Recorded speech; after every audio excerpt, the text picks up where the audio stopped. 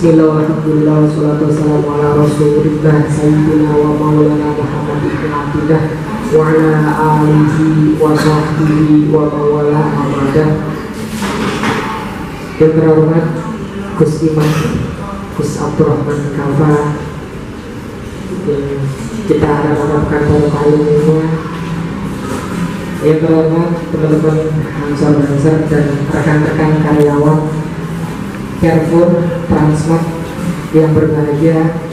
Alhamdulillah pada sore hari ini kita bisa bertemu lagi dalam keadaan sehat walafiat, dalam keadaan tetap imannya di edisi MTV Transmart sore hari ini tanggal 17 Februari 2020. Sore hari ini telah hadir bersama kita Gus Iman Dewa Putra dari Yayasan Abdullah Harus termasuk Pondok Pesantren Nurul, sekaligus juga salah satu pembeli atau dai milenial yang dibunuh oleh Majelis Fikih dan Salawat berjalan sore hari ini.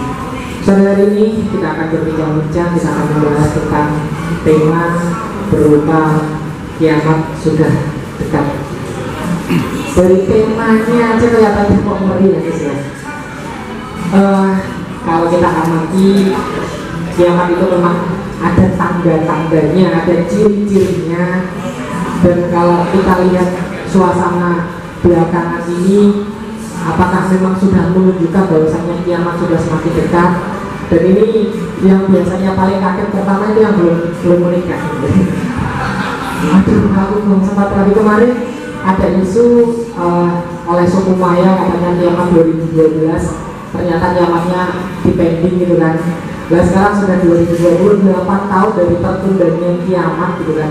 Nah apakah tanda-tandanya yang sekarang kita amati di kejadian akhir-akhir ini sudah menunjukkan kiamat semakin dekat?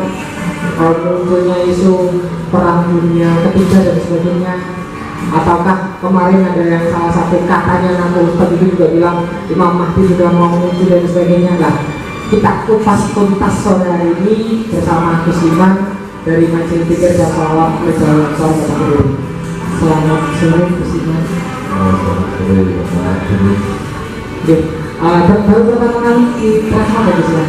Ya, untuk sebelumnya biasanya di Nabi Surakambu, lalu di Soto, terus dua itu.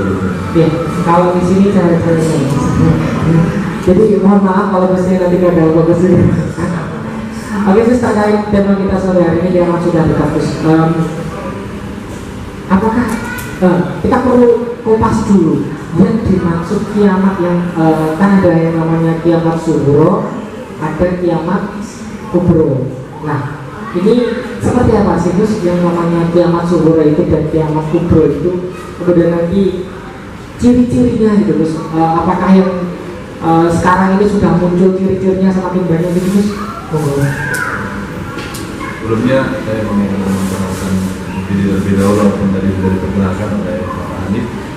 Saya di sini Abdurrahman Kafa, biasa dipanggil Iman Kafa. Bicara tentang kiamat. Kiamat itu memang indikasinya adalah hari akhir di mana setiap manusia berada pada titik hidup di dunia dan semua yang ada di dunia ini yang telah dibuat oleh Allah setelah sekian lama hingga akhirnya sampai kepada titik semuanya dihancurkan. Tapi yang namanya kiamat itu tidak hanya diakui oleh orang-orang muslim saja, tapi di dalam kitab yang pernah saya pelajari ini juga disepakati oleh orang-orang yang notabene beragama non-muslim, diantaranya adalah Yahudi dan juga orang-orang penganut Isa Al-Masih begitu. Jadi kiamat sedari dulu disepakati oleh masyarakat Islam dan juga masyarakat Yahudi dan juga masyarakat mengikut Isa Al-Masih bahwa kiamat itu pasti terjadi, yaitu di mana setiap manusia menyelesaikan hidupnya, tidak akan ada lagi kehidupan setelahnya, dan disitulah semua amalan-amalan kita diajukan, semuanya dipertontonkan, mulai dari amal, mulai dari yang jelek dan yang bagus, semuanya dihisab. Dihisab itu bukan berarti disiksa gitu, tidak. Dihisab itu gambarannya adalah dipertontonkan semuanya ke orang banyak, amal-amalnya setiap manusia, perbuatannya mulai dari yang baik dan yang buruk. Dan sejauh ini yang namanya kiamat tidak ada yang tahu sama sekali kecuali hanya Allah semata. Itu semua merupakan rahasia ilahi. Tapi oleh kanjeng Nabi dalam beberapa hadisnya, beliau telah menyampaikan bahwa yang namanya kiamat itu pasti terjadi, dan kanjeng Nabi sudah memberikan beberapa bocoran terkait tanda-tanda daripada kiamat itu sendiri. Dan sebenarnya kalau membahas tentang tanda-tanda dengan tema yang didukung ini, yaitu apa? Temanya tadi kiamat yang sudah dekat. Sebenarnya yang perlu kita ketahui bersama, tanda kiamat itu sebenarnya saat ini pun juga sudah ada. Katanya gini, yang namanya asyratu sa'ah atau tanda-tanda kiamat itu dibagi menjadi 3. Satu, tanda-tanda kiamat yang sudah terjadi dan telah lewat. Kedua, tanda-tanda kiamat yang sekarang sedang terjadi dan semakin bertambah.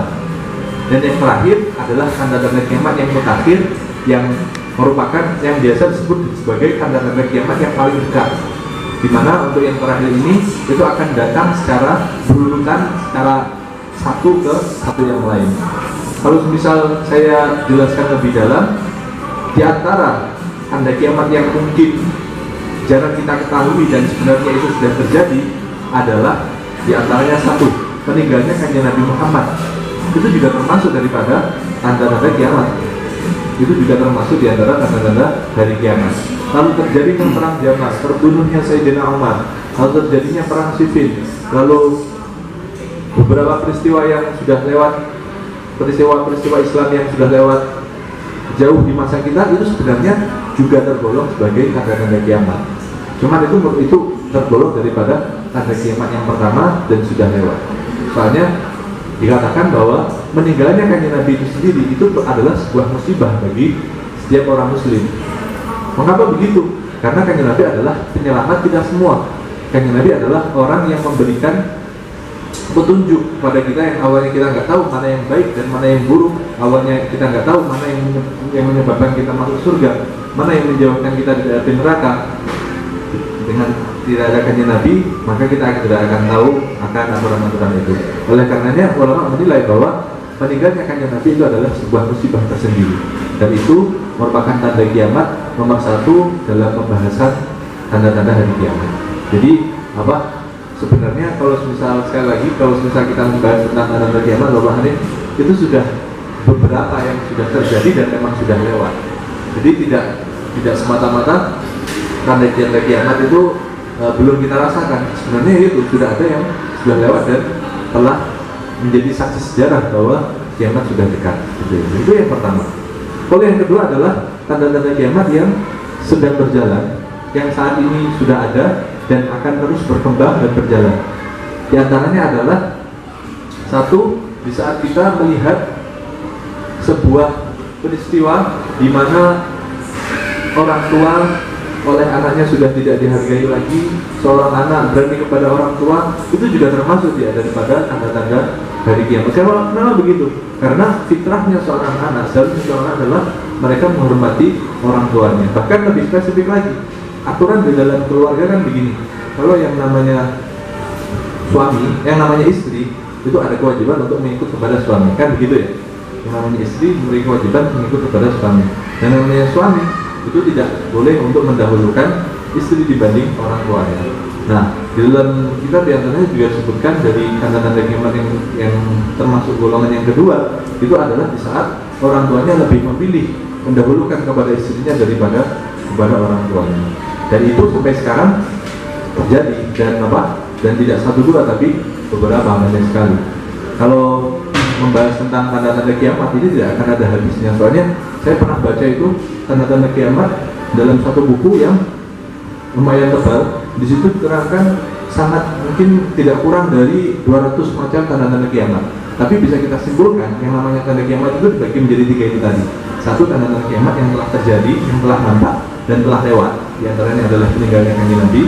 2 adalah tanda-tanda kiamat yang saat ini sedang terjadi dan akan tetap terjadi.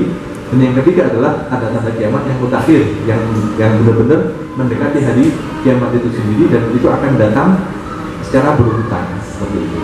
Nah, masih di poin yang kedua, yaitu tanda-tanda kiamat yang sampai saat ini masih terjadi adalah di antaranya ada golongan laki-laki yang mencukupkan dengan laki-laki, perempuan yang mencukupkan dengan perempuan, alias mereka lebih mendahulukan hasratnya dibanding seharusnya dia bagaimana bersikap terkait kodratnya. Akhir-akhir ini kan kita sering mendapati sebuah semacam pembelaan kepada masyarakat yang LGBT dan seterusnya, di mana sebenarnya itu sudah disinggung di dalam Al-Quran bahwa suatu saat nanti yang namanya umat Muhammad, yang namanya umat manusia itu bakal ada seseorang yang mencukupkan, seorang laki-laki mencukupkan diri dengan laki-laki dan perempuan yang mencukupkan diri dengan perempuan. Itu pasti di sama Al-Quran sudah dinas gitu, sudah diterangkan begitu.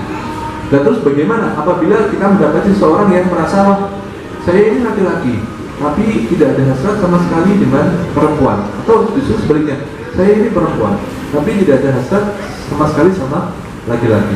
Bagaimana kita menghadapi peristiwa itu sementara umumnya seorang laki-laki itu menyukai perempuan, yang namanya perempuan itu menyukai laki-laki. Nah, kalau misal bicara itu dan kita alihkan ke dalam pembahasan ilmu fikih, jadi begini, dalam ilmu fikih itu diterangkan bahwa tidak boleh seseorang walaupun ditakdirkan memiliki kecenderungan, seorang lelaki memiliki kecenderungan kepada laki-laki terlahir begitu, atau mungkin perempuan memiliki kecenderungan dengan perempuan terlahir begitu, ini tidak boleh dia menyalahi kodratnya. Istilahnya di dalam kitab itu laki-laki yang seperti demikian namanya adalah muhandis, Bapak Hanif. Jadi laki-laki tapi itu dia merasa berada dalam tubuh yang salah, biasanya kan begitu. Seringkali kita mendapati orang-orang yang merasa hidup ini tidak adil. Saya ini hidup di dalam tubuh yang salah. Saya sebenarnya adalah seorang perempuan namun berada dalam tubuh laki-laki.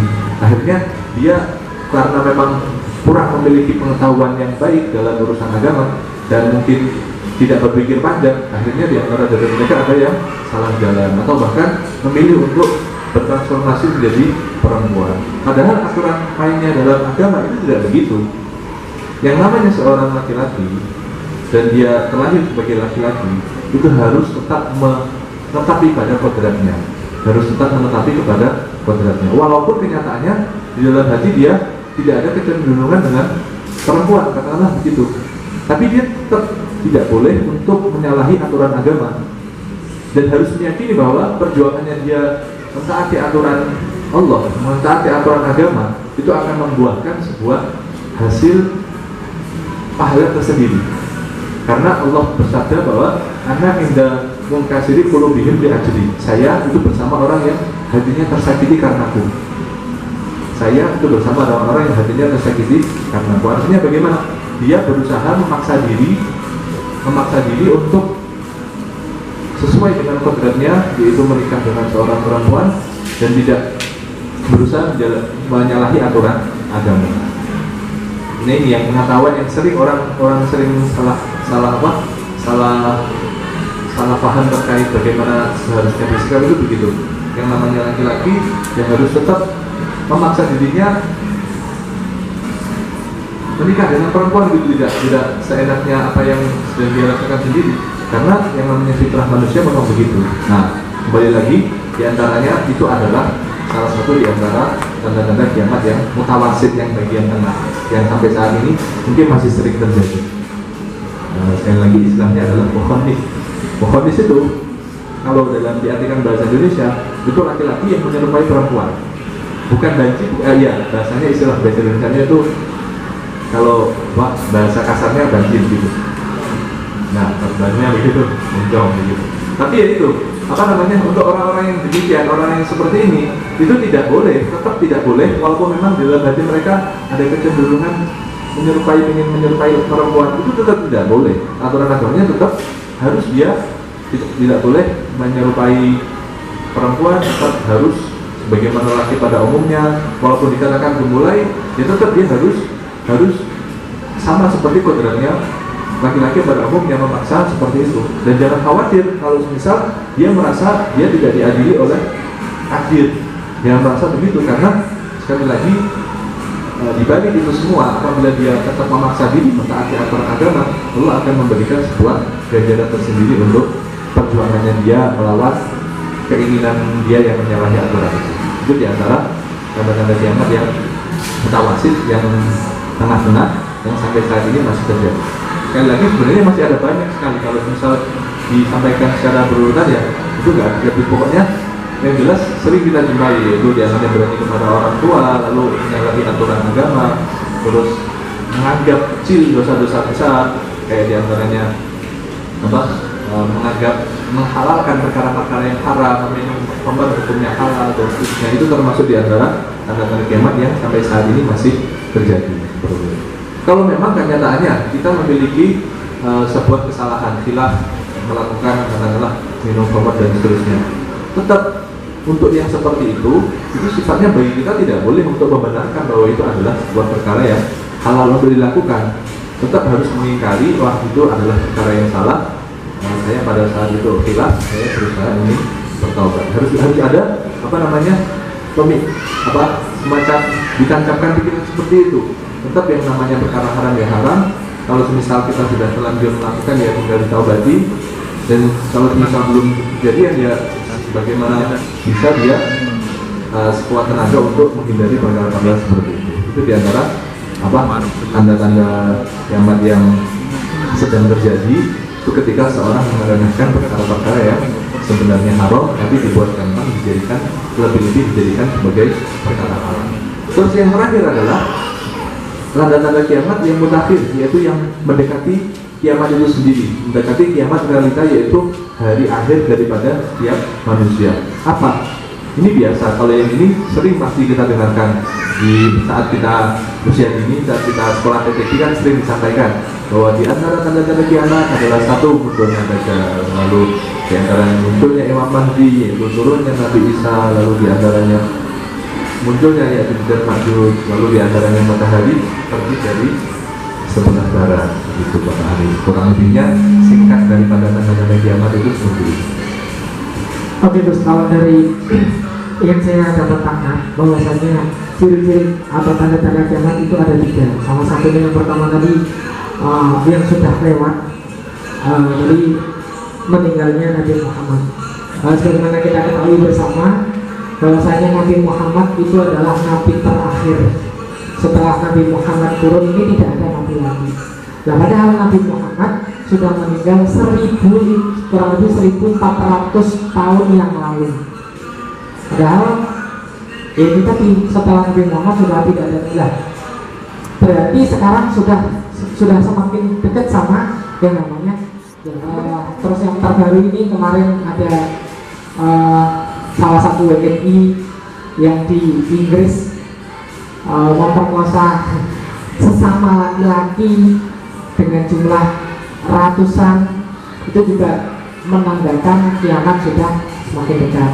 Kemudian ciri-ciri yang ketiga adalah ciri-ciri yang sudah tampak jelas bahwasanya kiamat itu sudah sangat-sangat dekat, itu adalah munculnya Dajjal, kemudian munculnya Imam Mahdi dan sebagainya. Nah, sekarang terus kira-kira yang tadi kan ciri-ciri yang kedua itu sudah kita amati nih, sudah ada yang anak berani sama orang tua, yang laki-laki suka sama laki-laki, perempuan suka sama perempuan, itu kan sudah ada di sekitar kita. Nah, kemudian ciri-ciri yang ketiga itu yang munculnya Dajjal, Imam Mahdi dan sebagainya, itu sudah mulai kelihatan atau belum? Atau seperti apa sih Dajjal itu sehingga kita nanti bisa lebih waspada, jangan sampai kita ngikut sama Dajjal itu dan sebagainya. Ciri-ciri Dajjal itu sendiri seperti apa nih? Sebenarnya begini, yang namanya Dajjal itu pasti ada, karena memang Rasulullah sendiri telah bersabda bahwa kita tidak akan bisa mengingkari yang namanya takdir, karena itu semua sudah tertulis di dalam Al-Quran. Pasti nanti suatu saat ada. Tapi sejauh ini yang diperkirakan oleh ulama terkait bagaimana wujudnya Dajjal, yang jelas satu, Dajjal itu adalah sesosok makhluk yang memiliki mata satu seperti yang biasa kita dengar dalam ajaran dalam belajar tinggi kita pada umumnya dahulu. Terus kedua, berperawakan besar. Terus ketiga, Dajjal itu menghalalkan segala cara bagaimana agar Dajjal memiliki umat. Itu diantaranya. Terus diantaranya lagi adalah surganya Dajjal adalah nerakanya kita, sementara nerakanya kita itu adalah sementara surganya kita itu adalah nerakanya Dajjal. Dan yang namanya Dajjal dalam mengajak itu kita nggak akan bisa katakanlah sekarang kita akan meyakinkan pada diri kita bahwa besok suatu saat tidak akan pernah untuk istilahnya tertipu muslihatnya Dajjal, karena memang muslihatnya Dajjal itu nggak main-main gitu. Akhirnya biasanya kalau misal kita sholat, setelah kita baca tahiyat, di situ kita dianjurkan untuk membaca doa, diantaranya doa agar dijauhkan dari fitnah Dajjal. Nah ini doa yang menurut saya sangat-sangat perlu sekali, soalnya yang namanya fitnah itu adalah cubo, bahasa Indonesia begitu, cubo. Dan kita tidak akan pernah memprediksi, dan kita tidak akan pernah tahu apakah kita dapat menjauhi akan fitnah Dajjal, ajakannya Dajjal, kecuali dengan pertolongan Allah. Sebab yang namanya fitnah itu memang begitu, sesuatu yang kita anggap awalnya itu kita akan baik-baik saja, tapi suatu saat nanti kita akan tertipu, kita akan terjerumuskan gitu. Mudahnya gini aja, mudahnya gini. Di saat kita anak-anak, mungkin kita tidak akan pernah mengerti bagaimana rasanya berhadapan dengan lawan jenis. Bagaimana rasanya kita terkena jebakan katakanlah berada dalam lingkungan yang mendorong kita untuk berbuat maksiat. Kita anggap pada saat anak-anak itu semua kecil bagi kita. Tapi kenyataannya setelah kita dewasa, terus setelah itu kodratnya manusia mulai aktif di kita semua, dan nafsu syahwat juga mulai tumbuh dalam setiap jiwa manusia. Karena kan memang yang namanya nafsu, yang namanya syahwat itu kan sepaket sama manusia diciptakan. Memang Allah menciptakan yang namanya manusia itu satu paket dengan syahwat, satu paket dengan nafsu.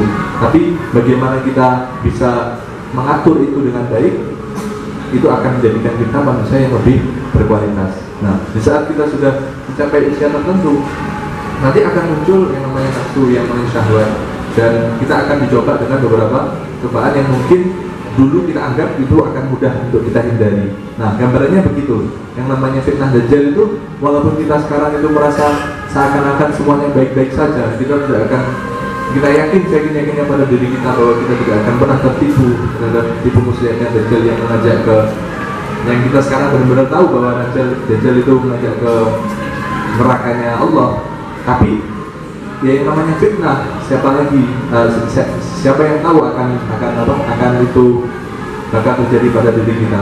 Oleh karenanya ya di dalam salat itu biasanya setelah kita baca tahiyat terus dibaca doa, Allahumma inni a'udzubika min adzabil qabri wa min adzabil, gimana itu Allahumma inni a'udzubika min adzabil qabri, di antaranya wa min fitnatil mahya wal mamat wa min fitnatil masiihid dajjal, yang artinya ya Allah, semoga aku dihindarkan dari adab kuburan, adab siksa kubur, dan juga semoga aku dijauhkan dari fitnahnya manusia dan juga fitnahnya Dajjal yang terkutuk, seperti itu. Karena memang yang namanya fitnahnya Dajjal itu ya kita tidak tahu bakalnya nanti bagaimana. Soalnya di dalam kitab-kitab yang tertulis itu memang tipu muslihatnya Dajjal itu kuat sekali, begitu. Nah, oleh karenanya ya kita berdoa dan masalah semoga dijauhkan dari fitnah Dajjal tersebut. Nah, itu diantara satu tanda kiamat. Nanti juga ada lagi, yaitu di saat matahari terbit dari sebelah barat. Nah, apa hikmah daripada matahari terbit dari sebelah barat?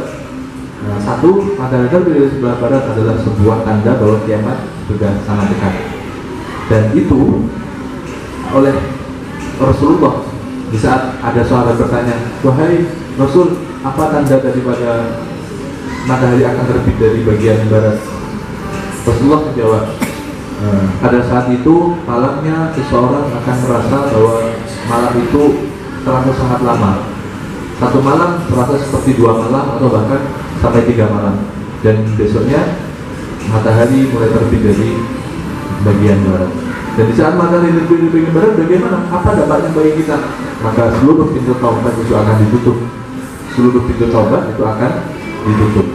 Dan sekali lagi, untuk masalah tanda-tanda kiamat yang ini, itu semuanya tidak ada yang tahu kecuali Allah saja. Artinya kita cuma dikasih tanda-tanda, dikasih peringatan begitu, dan tidak dikasih tahu betul-betul tanggalnya hari kiamat terjadi pada hari ini. Itu semua kenapa begitu? Kenapa memang oleh syariat dirahasiakan begitu? Itu satu, supaya seseorang yang mengerti betul bahwa kiamat itu akan terjadi, dia akan lebih berhati-hati dalam menjalani hidup. Karena nggak mau dong setiap manusia dia menjumpai hari kiamat dalam keadaan buruk. Pasti dia, bahasa Jawanya itu cawis-cawis, pasti dia bersiap-siap. Akhirnya dia tidak kebablasan, tidak kebablasan bahasa Indonesia apa tidak melampaui batas, melakukan sesuatu yang diharapkan dan berusaha untuk menahan diri dari berbuat maksiat. Terus diantaranya lagi, dengan dirahasiakannya hari kiamat kapan itu terjadi, seseorang akan bisa lebih mempersiapkan diri, apa saja yang dia butuhkan, apa saja amal-amalnya, apa saja yang dia akan mencukupi. Soalnya kalau misal katakanlah sudah ditentukan hari kiamat terjadi pada tahun ini, sementara katakanlah tahun itu masih jauh dari kita akan berusaha santai-santai gitu, tidak ada usaha sama sekali untuk bertaubat, kita tidak akan ada usaha sama sekali untuk segera melakukan sebuah ketaatan, karena tahunnya kita kiamatnya masih jauh begitu, tidak ada persiapan dohir batin. Tapi kalau dirahasiakan, kita akan setiap hari mikir-mikir, oh saya di sini hidup tidak selamanya, dan kita tidak akan tahu kiamat kapan akan terjadi. Akhirnya seorang akan tetap berusaha menjauhi hal-hal yang diharapkan, dengan bahasa halusnya tidak kebablasan dan berusaha untuk selalu bertaubat begitu. Dan dengan diberitahu tanda-tanda hari kiamat itu begini, yang sepertinya terlihat menyeramkan, mulai dari yang sangat-sangat menyeramkan bagi kita katakanlah, atau mungkin yang kelihatan biasa-biasa saja, atau mungkin sesuatu yang tidak dasar bagi kita, itu semua diberikan oleh Kanjeng Nabi tanda-tanda tersebut agar kita semakin berhati-hati, agar kita benar-benar waspada bahwa kita tidak dapat menghindari itu semua, dan kita perlu mempersiapkan bekal yang lebih banyak gitu. Oke, tadi disebutkan sama Gus Iman bahwasanya salah satu tanda-tanda kiamat sudah sangat dekat adalah munculnya Dajjal. Nah, Dajjal itu sendiri salah satu itu manusia yang mempunyai mata satu.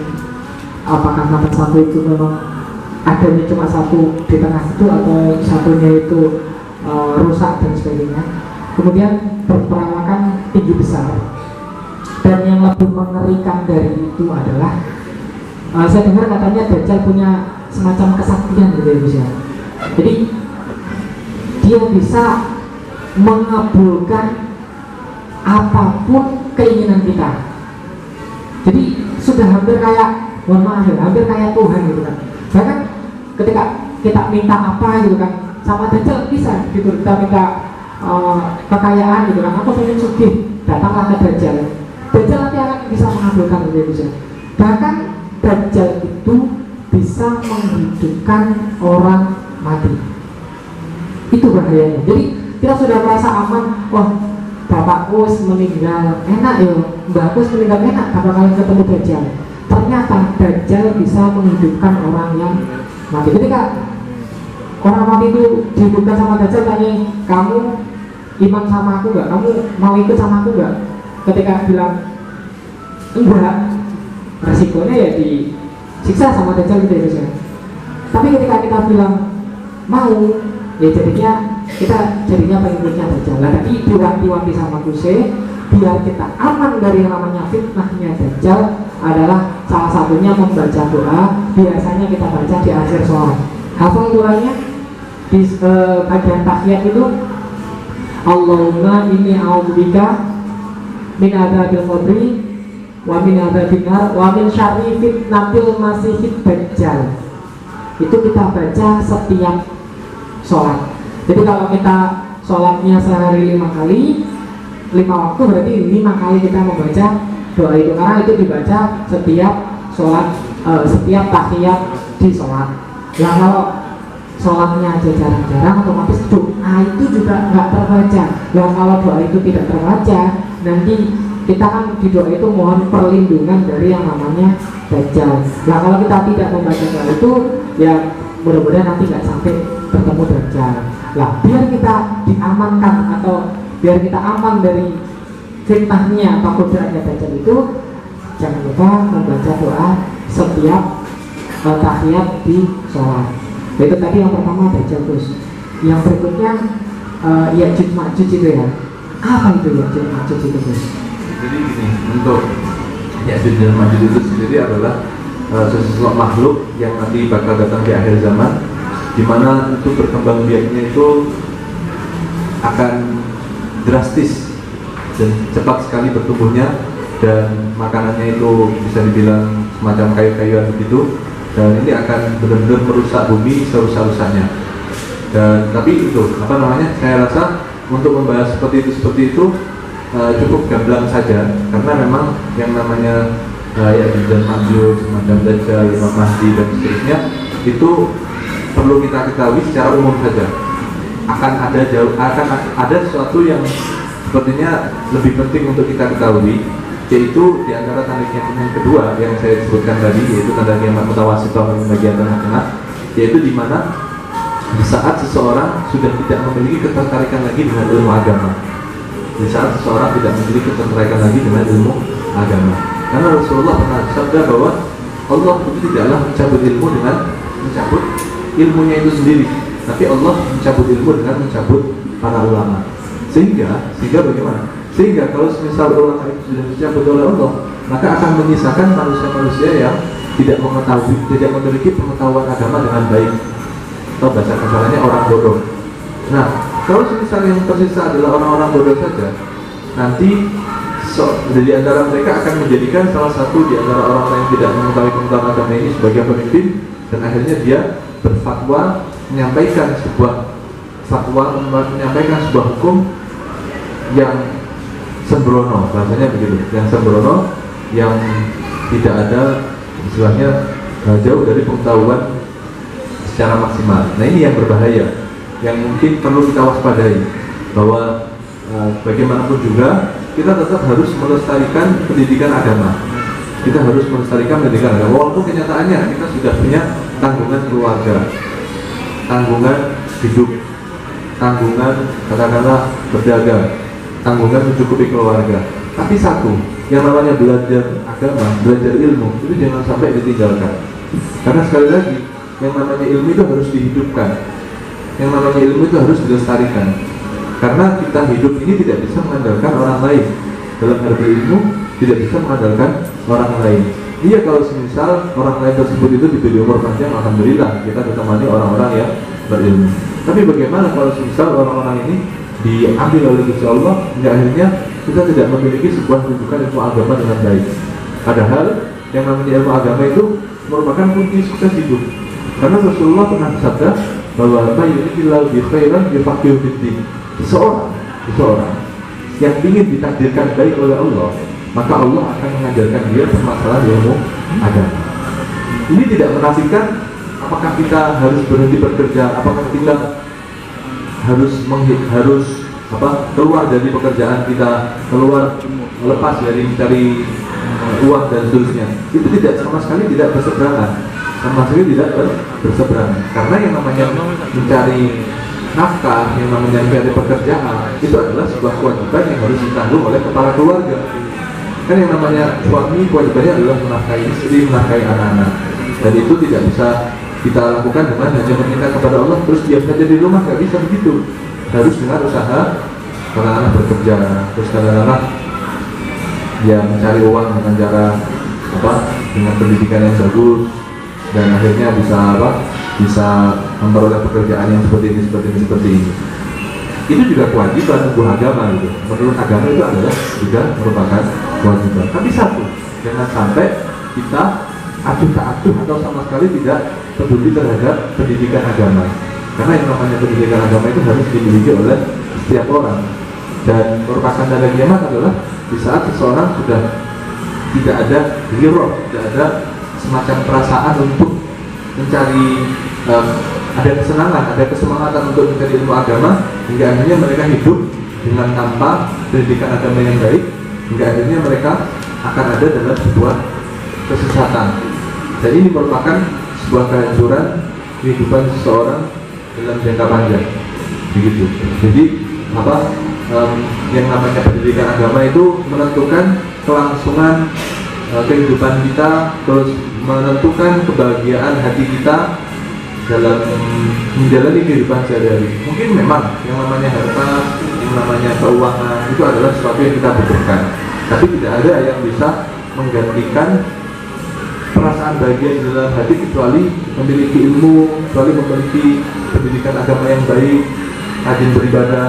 Seperti itu adalah obat daripada kegelisahan hati. Kalau mungkin kadang-kadang keuangan kita mencukupi, tapi kalau hati belum puas, itu rasanya tetap akan terasa gundah gitu. Nah, oleh karenanya yang namanya pendidikan agama sebisa mungkin harus dikejar. Kalau misalnya pendidikan agama pas waktu maghrib ketika ada ustaz mengaji, kita ikuti. Terus katakanlah pas waktu ada pengajian itu kita ikuti. Minimal kita ada usaha gitu untuk melakukan, menjadikan diri kita terhindar dari yang namanya kebodohan gitu.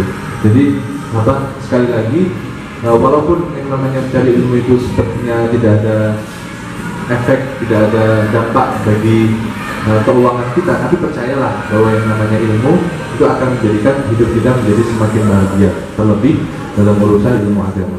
Mudah-mudahan kita semua yang hadir di sini itu memang tergolong orang yang suka kepada ilmu agama, sehingga dengan demikian nanti kita bisa mengharapkan dari buahnya itu kita bisa punya ilmu, terlebih lagi kita bisa menjadi pribadi yang soleh, dan juga nanti keturunan kita.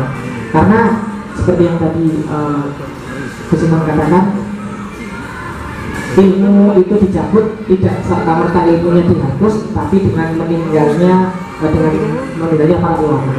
Nah, ketika para ulama yang tahu tentang ilmu itu sudah banyak yang meninggal, ketika kita mau tanya hukumnya pakai titek itu gimana ya, hukumnya pakai ngedek itu kalau pas mantenan terus mau sholat itu gimana ya, kita buta akan ilmu itu, kemudian kita bingung mau tanya ke siapa.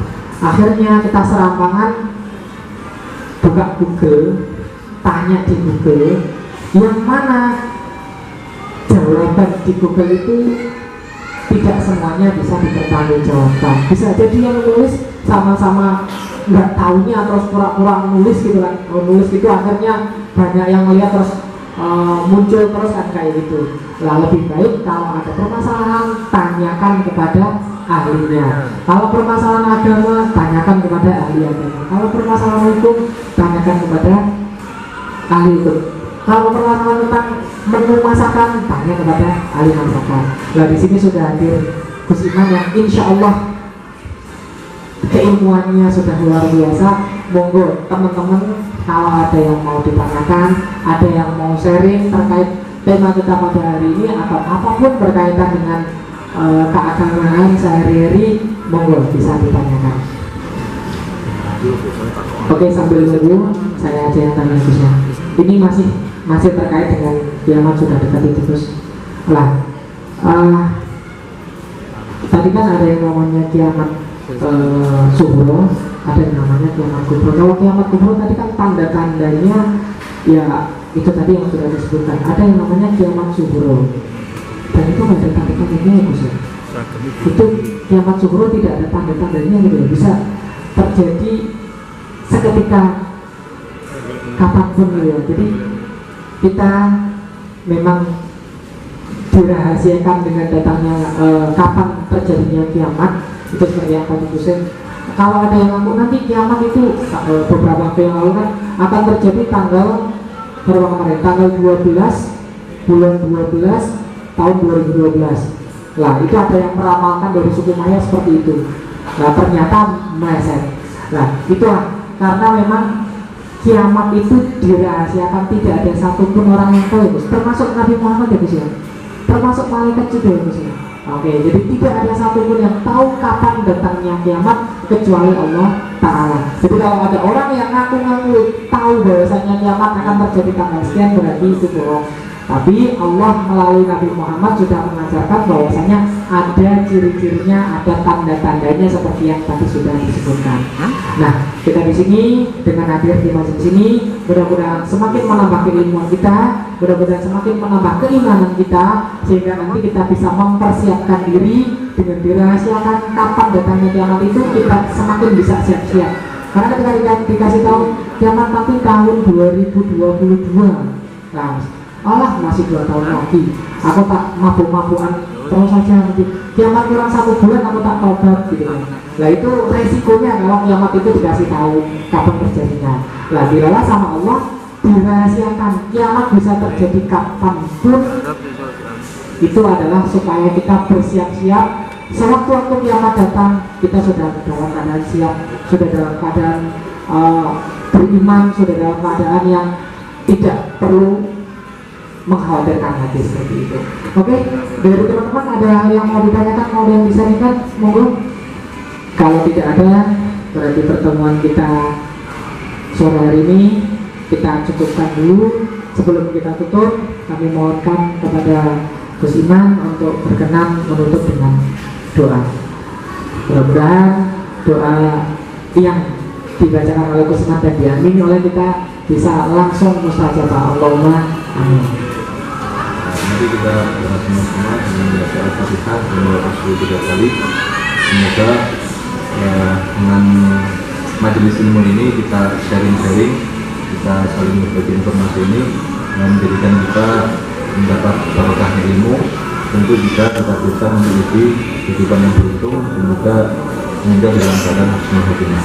Amin. Allahumma wa ala alihi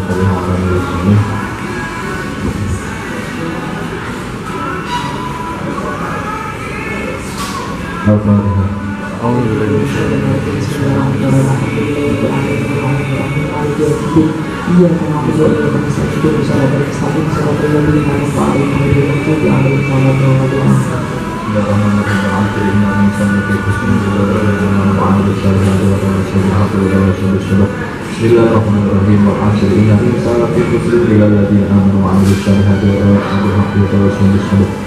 Bismillahirrahmanirrahim. Wal 'asri innal insana lafi khusr illa alladziina aamanu wa 'amilus shalihati wa tawasaw bis sabri wa tawasaw bis sabr. Bismillahirrahmanirrahim. Alhamdulillahi rabbil alamin. Alhamdulillahi rabbil alamin. Ya rabbana alhamdulillah min nabiyyi jalali wa bil alamin sabri. Wa sallallahu alaihi wa sallam ala Muhammadin wa ala alihi wa sahbihi wa ala alihi wa sahbihi wa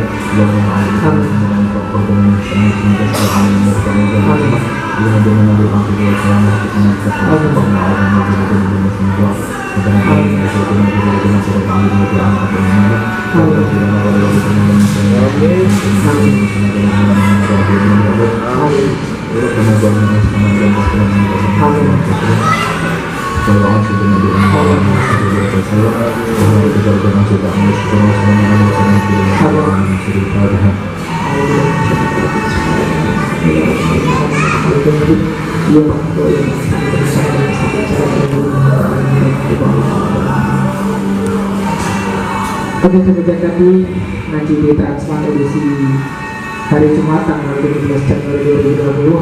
Mudah-mudahan kita bisa memetik manfaatnya, kita bawa pulang ilmu, kemudian kita mengamalkan dalam kehidupan sehari-hari.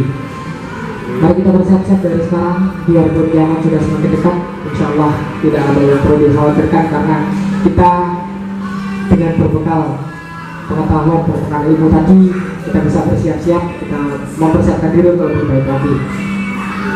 Sampai ketemu di episode yang akan datang dalam keadaan yang lebih baik lagi, dalam keadaan yang lebih berbahagia lagi.